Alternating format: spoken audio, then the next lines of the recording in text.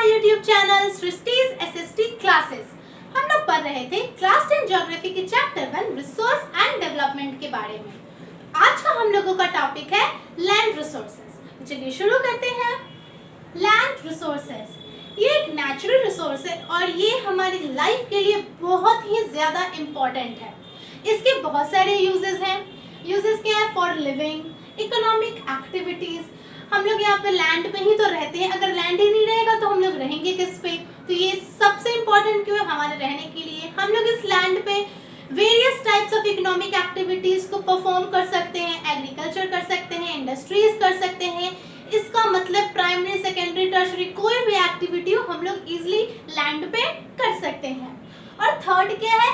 Land जो है वो नेचुरल वेजिटेशन, कम्युनिकेशन, ट्रांसपोर्ट, ये सारे चीज़ों को सपोर्ट करती है। अब लैंड रिसोर्सेज की लिमिटेशन क्या है? हर चीज़ की फायदा भी होता है और हर चीज़ का एक लिमिटेशन भी होता है। तो लैंड रिसोर्सेज का लिमिटेशन क्या है? इसका वन एंड ओनली लिमिटेशन क्या है कि land resources is in finite magnitude, यानी कि ये एक बहुत ही लिमिटेड अमाउंट में है। इन लिमिटेड अमाउंट, जितना लैंड रिसोर्सेज है हमें उतने को ही करना है और उसे ज़रूरत से ज़्यादा नहीं यूज़ कर लेना है ताकि लैंड रिसोर्सेज भी हमारा डिप्लीट होना शुरू हो जाए। So land resources is in finite magnitude. Now distribution of Indian land mass. India में जितनी भी लैंड मास है उसको हम लोग डिस्ट्रीब्यूट कैसे किए, उसका डिवीजन कैसे हुआ है। तो सबसे पहले ये जानिए कि इंडिया का जो टोटल ज्योग्राफिकल एरिया है वो कितना है? 3.28 मिलियन स्क्वायर किलोमीटर। अब इतने एरिया को हम लोग तीन कैटेगरी पे डिवाइड किए हैं, प्लेन्स, माउंटेन्स एंड प्लेट्यूज। ठीक है, हमारे इंडिया में प्लेन्स की जो संख्या है वो है 43%, प्लेट्यूज है 30%, सॉरी माउंटेन्स है 30% एंड प्लेट्यूज है 27%। प्लेन्स जो है वो किस किस चीज़ में यूज़ हम लोग कर सकते हैं? तो ये यूज़ कर सकते हैं हम एग्रीकल्चर करने के लिए, एग्रीकल्चर में फिर हम लोग कर सकते हैं इंडस्ट्रीज बनाने के लिए इसे यूज़ कर सकते हैं। बहुत सारी चीज़ों में, ऐसे चीज़ों में यूज़ कर सकते हैं। माउंटेन्स जो है वो पेरेनियल फ्लो ऑफ रिवर्स करवाता है, यानी कि ये सालों भर हमेशा रिवर्स को फ्लो करवाता है।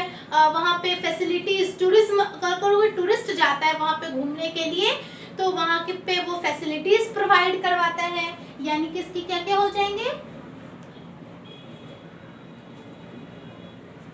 पेरेनियल फ्लो ऑफ रिवर्स, बहुत सारे रिवर्स, और प्रोवाइड फैसिलिटीज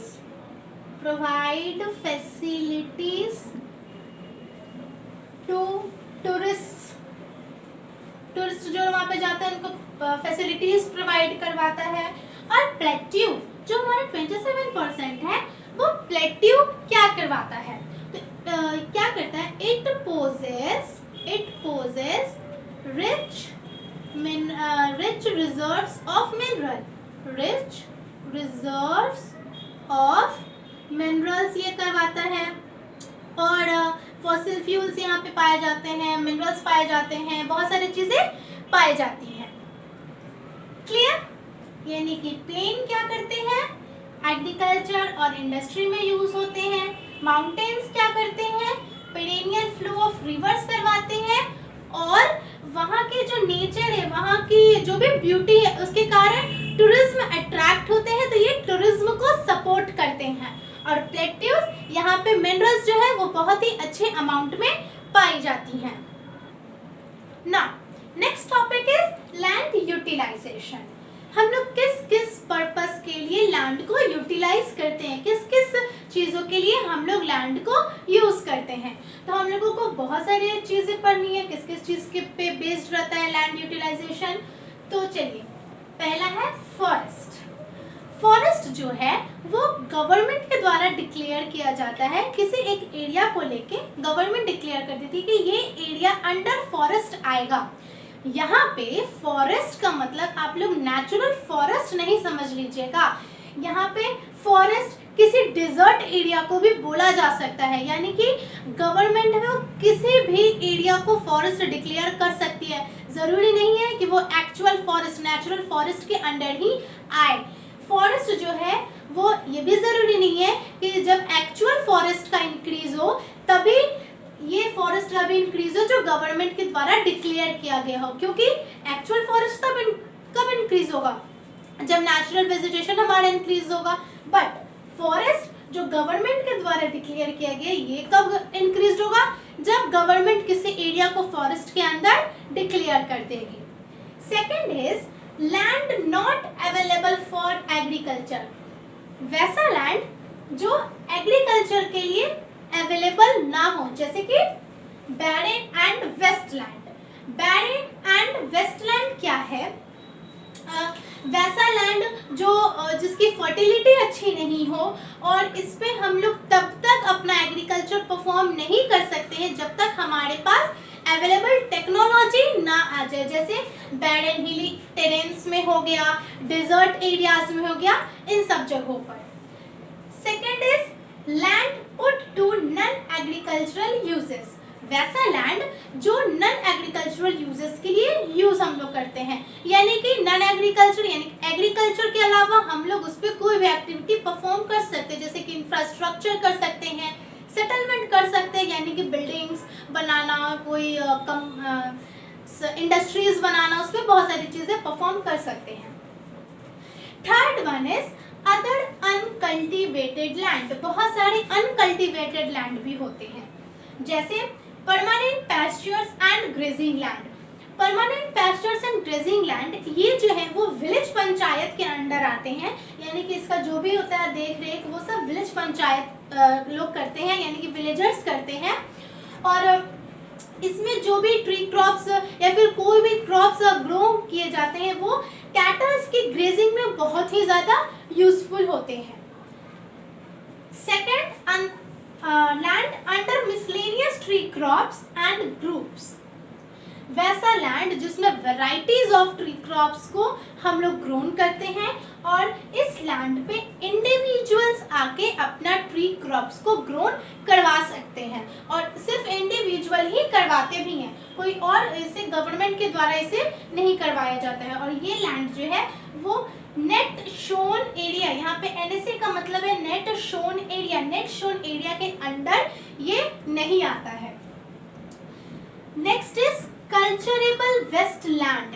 कल्चरेबल वेस्टलैंड यानी कि वैसा लैंड जिसे हम लोग 5 साल से ज्यादा के लिए यानी कि मोर देन 5 इयर्स के लिए हम लोग उस लैंड को अनकल्टिवेटेड छोड़ देते हैं, यानी कि हम लोग उस लैंड को फेलो छोड़ देते हैं फॉर मोर देन 5 इयर्स, ताकि उस लैंड के जो भी न्यूट्रिएंट्स है वो उसको अच्छे से रिप्लेनिश कर पाए। Next is fellow lands. Fellow lands के अंदर क्या आ जाएगा? Current fellow. करेंट फेलो इसका मतलब वैसा लैंड जिसे हम लोग 1 और लेस देन 1 एग्रीकल्चरल ईयर के लिए अनकल्टिवेटेड छोड़ देते हैं। उसको भी इसीलिए छोड़ते हैं ताकि उस लैंड के जो न्यूट्रिएंट्स है वो उसको रिप्लेनिश कर पाए। दूसरा है अदर देन करेंट फेलो, यानी कि other than current fellow land में आ जाएगा वैसा लैंड जिसे हम लोग 1 से 5 साल के लिए अनकल्टिवेटेड छोड़ देते हैं। Between 1 to 5 years it can replenish its nutrients. Next is net shown area and gross cropped area. Net sown area हम लोग उस एरिया को बोलेंगे जिसमें हम लोग क्रॉप को शोन करते हैं और उसके बाद उसको हार्वेस्ट करते हैं। इसका मतलब कि अगर एक ये लैंड है, ये एक एरिया है, इसमें हम लोग अगर एक बार क्रॉप एग्रीकल्चर करें, चाहे 2 बार करें, चाहे 3, कितनी भी बार करें, तो वो एरिया जो है वो अंडर नेट शोन एरिया में आ जाएगा। बट ग्रॉस क्रॉप्ड एरिया क्या है? वैसे मतलब ये उस एरिया को बोलेंगे कि अगर किसी एरिया पे हम लोग अगर एक बार करते हैं, सिर्फ एक ही एग्रीकल्चरल ईयर में अगर एक बार एग्रीकल्चर करते हैं, अगर एक बार क्रॉप उस पर शोन करते हैं, तो उसे हम लोग वंस बोलेंगे, अगर दो बार बोलेंगे तो उसे ट्वाइस ग्रॉस क्रॉप्ड एरिया बोलेंगे। ये जो आ जाएगा GCA यानी कि ग्रॉस क्रॉप्ड एरिया। तो और ग्रॉस क्रॉप्ड एरिया में हम लोग सिर्फ इसी एरिया को नहीं लेते हैं, ग्रॉस क्रॉप्ड एरिया में हम लोग नेट शोन एरिया यानी कि इन दोनों को, नेट शोन एरिया को भी इंक्लूड करते हैं। तो ये था land utilize. Our next topic is land use pattern in India. India में हम लोग किस किस बेसिस पे, किस किस पैटर्न्स पे लैंड को यूज करते हैं। तो इंडिया में दो फैक्टर्स पे लैंड को डिटरमाइन किया गया है। फर्स्ट इज फिजिकल फैक्टर, जैसे कि topography, climate, natural vegetation, wild life, बहुत सारी चीज़ें हैं इससे पे। और सेकेंड इज ह्यूमन फैक्टर, यानी कि जो ह्यूमन बींग्स से रिलेटेड हो, जैसे कि पॉपुलेशन और उसकी डेंसिटी, कल्चर, क्लाइमेट, ये सारी चीज़ें। Now land changes over space and time. ये जो टॉपिक है कि कैसे कैसे लैंड हम लोगों का चेंज हुआ, ये मैं आप लोगों को एक ग्राफ के द्वारा समझाती हूँ। ये मैंने एक ग्राफ लिया है, अब मैं आप लोगों को इसी के द्वारा समझाऊंगी कि आखिर लैंड टाइम के साथ साथ कैसे चेंज हुआ और उसके परसेंटेज 1960 से 2008 में क्या हो गई। यहाँ पे ये वाला ग्राफ जो है वो 1960 to 61 का है और ये वाला ग्राफ जो है वो 2008 to 9 का है। आप लोगों के पास न्यू एडिशन की बुक भी होगी, तो न्यू एडिशन वाली बुक में डाटा जो है वो 2008 और 9 की नहीं, 2014 और 15 की दी गई होगी। खैर उससे कोई प्रॉब्लम नहीं है, बट इंक्रीज किस में हुआ, डिक्रीज किस में हुआ, वो सारी चीज़ें सेम है। चलिए अब हम लोग पढ़ते हैं फॉरेस्ट। अब फॉरेस्ट जो है ये ब्लू वाली एरिया जो वो फॉरेस्ट है, 1960 में ये थे 18.11% और ये 2008 में हो गई 22.78%। और ये फॉरेस्ट का जो भी डिक्लेरेशन आया वो नेशनल फॉरेस्ट पॉलिसी 1952 में इसको आउटलाइन किया गया था। चलिए नेक्स्ट है हम लोगों का barren and unculturable wasteland. Barren and unculturable wasteland 1960 में था 12.01% और 2008 में हो गया 8.61%, यानी कि बैरन एंड अनकल्चरेबल वेस्टलैंड हम लोगों का डिक्रीज हो गया। इसमें उस टाइप के लैंड इंक्लूड हो जाएंगे जैसे कि रॉकी लैंड्स, डेजर्ट एरियाज, इन सारे वाले लैंड यूज हो जाएंगे। नेक्स्ट है हम लोगों का area under non agricultural uses, यानी कि वैसा लैंड जिसपे हम लोग एग्रीकल्चर को छोड़ के बाकी सारे एक्टिविटीज़ परफॉर्म कर सकते हैं। मैंने आप लोगों को बताया है इन सारे यूजेस ऑफ लैंड के बारे में। तो area under non agricultural land 1990 में था 4.95 और 2008 में हो गया 5.57, यानी कि इसमें इंक्रीज हुआ, ये इंक्रीज किया। और ये इंक्रीज क्यों किया? क्योंकि हम लोग सब कुछ जानते हैं कि हम लोग अपनी लैंड पे सबसे ज़्यादा क्या करते हैं, सेकेंडरी और टर्शरी एक्टिविटीज़ करते हैं। नेक्स्ट है permanent pastures and grazing land. Permanent pastures and grazing land 1960 में 4.71% था और 2008 में 3.38% हुआ, यानी कि ये डिक्रीज कर गया। हम लोग का नेक्स्ट है area under miscellaneous tree crops and groups. अब ये देखिए area under miscellaneous tree crops and groups, ये 1960 में 1.50 था और 2008 में ये 1.11 हो गया, 11% हो गया, यानी कि इसमें ये भी डिक्रीज किया। उसके बाद नेक्स्ट है कल्चरेबल वेस्टलैंड। कल्चरेबल वेस्टलैंड हम लोगों का 6.23% था 1960 में और 4.71% था 2008 में, यानी कि ये भी डिक्रीज कर गया। Now next is fellow other than current fellow land. ये जो हम लोगों का लैंड है वो 1960 में 3.50% था और 2008 में 3.37% हो गया। तो ये भी क्या हुआ, ये डिक्रीज किया, बट ये बहुत ही कम डिक्रीज किया, और आप लोग इससे ये भी बोल सकते हैं कि ना के बराबर इंक्रीज किया। ठीक है, तो नेक्स्ट है अब हम लोगों का current value line. Current value हम लोगों का इंक्रीज किया। देखिए आप लोग 1960 में 3.73% था, और 2008 में 4.76% हो गया, यानी कि बहुत ही ज़्यादा अमाउंट में इंक्रीज किया। Now our last is net sown area.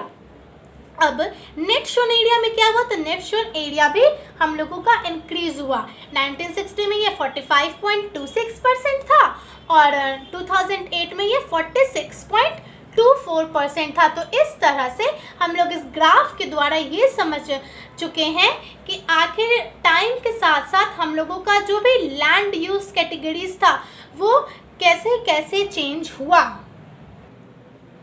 तो आप लोगों ने ग्राफ के द्वारा लैंड यूज पैटर्न को अच्छे से समझ लिया होगा। चलिए अब मेन कॉजेस क्या है, किसके कारण लैंड का जो पैटर्न है वो चेंज हो जाता है टाइम टू टाइम पे। तो 3 मेन कॉजेज है आप लोगों को पढ़ने हैं। Growing human population due to over population of human beings, urbanization के कारण, और इंडस्ट्रियलाइजेशन के कारण। Clear? Now our next topic is land degradation. अब हम लोग पढ़ने जा रहे हैं कि लैंड डिग्रेडेशन के बारे में, यानी कि लैंड डिग्रेड कैसे हो रहा है, डिप्लीशन ऑफ लैंड भी हो रहा है, तो किसके किसके कारण हो रहा है। 95% लैंड जो है वो हमारी बेसिक नीड्स के लिए ज़रूरी होता है। कितना? 95%। उसी में से 130 मिलियन हेक्टेयर जो हम लोगों का है डिग्रेडेड लैंड है इंडिया का। इंडिया में 130 मिलियन हेक्टेयर्स डिग्रेडेड लैंड है, यानी कि इस लैंड का कोई यूज ही नहीं है, जिसमें से यानी कि टोटल 130 मिलियन हेक्टेयर में से 28% हम लोगों का फॉरेस्ट में इंक्लूड हो जाता है, 56% हम लोगों का वाटर इरोडेड एरिया हो जाता है, और रेस्ट जो हम लोगों का होता है वो अफेक्टेड रहता है। किसके द्वारा अफेक्ट होता है? सैलाइन और अल्कलाइन डिपॉजिट के कारण। तो ये तो था लैंड डिग्रेडेशन, यानी कि लैंड इंडिया में डिग्रेडेड लैंड कितना है और कितने कितने पार्ट्स में वो डिवाइड हुआ है और किसके किसके बीच में डिवाइड हुआ है। अब हम लोग पढ़ेंगे कि लैंड डिग्रेडेशन के काउजेस क्या क्या है। तो कॉजेस ऑफ लैंड डिग्रेडेशन, किस किस कॉजेस के कारण हम लोगों का लैंड डिग्रेड हुआ। सबसे बड़ा कॉज क्या है उसका?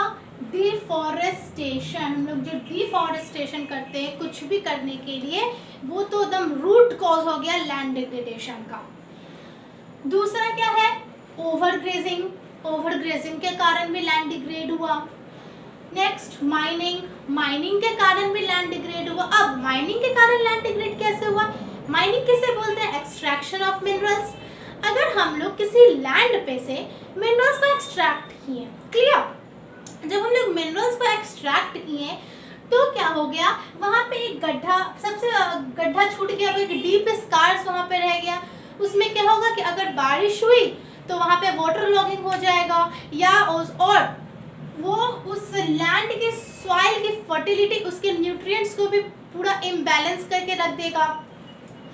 और माइनिंग के लिए सबसे पहले हम लोग क्या करते हैं? डिफॉरेस्टेशन। तो डिफॉरेस्टेशन तो हम लोगों का हर चीज़ में काम आ ही जाता है। इसीलिए तो मैंने बोला कि deforestation is the root cause of land degradation. तो माइनिंग करने के लिए हम लोग डिफॉरेस्टेशन करते हैं, ये एक मेन कॉज हो गया। और वो जो गड्ढा छूट जाता है उसके कारण क्या होता है कि सॉइल की न्यूट्रिएंट, सॉइल की फर्टिलिटी इम्बैलेंस हो जाती है, वो एक मेन कॉज हो गया। और next is overgrazing, over irrigation. Over irrigation का मतलब क्या है यहाँ पे मेरा, कि किसी भी क्रॉप, कुछ क्रॉप ऐसे होते हैं जिसको ग्रो करने के लिए बहुत सारी पानी की ज़रूरत होती है, बट अगर हम उस क्रॉप की ज़रूरत से ज़्यादा उसको पानी दे दें तो वो क्या हो जाएगा? Over irrigation. अब ओवर इरिगेशन के कारण क्या होगा कि वहाँ पे वाटर लॉगिंग हो जाएगा, उसके कारण क्या होगा? उस सॉइल की फर्टिलिटी इम्बैलेंस हो जाएगी, क्योंकि सॉइल की फर्टिलिटी एक फिक्स्ड पीएच पे बेस्ड रहती है। Next is mineral processing industries. अब हम लोग इंडस्ट्रीज बनाते हैं, उसके कारण भी तो लैंड डिग्रेड होता है। कैसे होता है? इंडस्ट्रीज बनाने के लिए हम लोग डिफॉरेस्टेशन करेंगे, माइनिंग भी कर सकते हैं। जैसे माइनिंग मतलब यहाँ पे हम लोग वहाँ पे गड्ढा वड्ढा बना सकते हैं कि इंडस्ट्रीज का पिलर विलर अच्छे से गिरा सके। तो हम लोग कुछ भी करते हैं तो वो इन सारे कॉजेस पे बेस्ड रहता है। तो इन सारे कॉजेस के कारण क्या होगा, हम लोगों का लैंड डिग्रेड हो जाएगा। तो हम लोगों को क्या करना है, उस लैंड को कंजर्व करके रखना है ताकि बाद वाले जनरेशन भी उसे अच्छे से यूज़ कर पाए। तो हम लोग उसे अच्छे से कंजर्व करते रखते हैं। तो what is the conservation measures of land? हम लोग क्या क्या करेंगे कंजर्व करने के लिए? एफॉरेस्टेशन करेंगे। जस्ट इसका अपोजिट करते जाएंगे, जो जो हम लोग कॉज ऑफ लैंड डिग्रेडेशन में पढ़े बस उसे का अपोजिट करते जाएंगे तो हमारा लैंड कंजर्व होते जाएगा। एफॉरेस्टेशन करेंगे, पेड़ पौधे लगाएंगे। मैनेजमेंट ऑफ ओवरग्रेजिंग, ओवरग्रेजिंग को एक लिमिट वे में यूज़ करवाएंगे या फिर यूज़ करेंगे। Control on mining activities, mining activities को एक लिमिट वर्ड में करवाएंगे। वहाँ पे ये कोशिश करेंगे कि डीप स्कार्स ना हो। डीप स्कार्स अगर हो गया तो उसमें वापस से मिट्टी डाल देंगे। तो हम लोग इस सब कुछ इसको कंट्रोल करवाना है। ओवर इरिगेशन को कैसे हम लोग स्टेबल कर सकते हैं? तो बाय ड्रिप इरिगेशन या फिर स्प्रिंकलिंग। हम लोग ड्रिप इरिगेशन करवा के कर सकते हैं, यानी कि अगर कोई क्रॉप यहाँ पे उग रहा है तो उसे बूंद बूंद पानी देंगे। उससे क्या होगा, उस क्रॉप को भी अच्छे से पानी मिलेगा और सॉइल की फर्टिलिटी भी इम्बैलेंस नहीं होगी। या फिर स्प्रिंकलिंग करवा के करेंगे, कहीं कहीं से पूरे चारों तरफ एक बारिश के तरह उस पूरे क्रॉप पे, उस पूरे लैंड पे स्प्रिंकल करवा देंगे वाटर को। Next is proper management of waste lands. हम लोग वेस्ट लैंड्स को अच्छे से प्रॉपर वे में उसको मैनेज करेंगे ताकि जब वेस्ट लैंड को हम लोग या तो 5 साल से ज़्यादा या तो 1 साल से 5 साल के बीच में जितने भी दिन तक के लिए छोड़े, उसके बाद उसके जो न्यूट्रिएंट्स है उसको रिप्लेनिश होने के बाद हम लोग उस लैंड को अपने एग्रीकल्चर पे यूज़ कर सके। तो इस तरह से उसको मैनेज करेंगे ताकि वो बाद में जाके डिग्रेड ना हो। तो ये था हमारा आज का टॉपिक। नेक्स्ट वीडियो में मैं मिलती हूँ नेक्स्ट टॉपिक के साथ।